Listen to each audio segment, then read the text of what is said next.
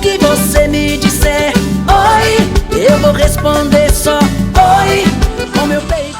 Essa canção foi um dos grandes sucessos que arrebatou a internet. Canção essa que teve muitas visualizações e colocou o cantor Léo Magalhães também em destaque no cenário nacional, aumentando mais aí o seu público.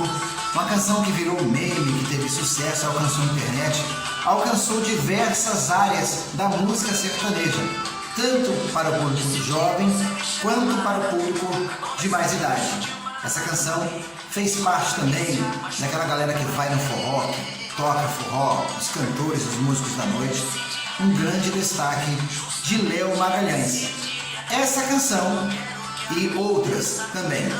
E a outra canção do Léo Magalhães também de grande destaque é justamente a canção que foi gravada na época com João Neto e Frederico, que teve a participação. A canção O Cara Errado. Você foi embora, eu disse pra você que esse cara só vai te fazer sofrer.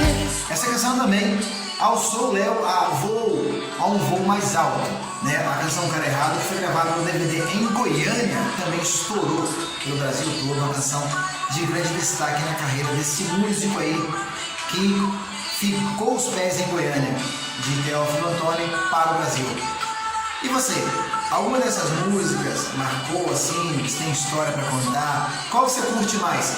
Compartilhe com a gente aqui, fala aqui nos comentários, comenta, diz qual dessas canções faz parte da sua vida, quais dessas canções que são especiais para você, tá bom? Porque por aqui estamos conectados sempre no mundo da música.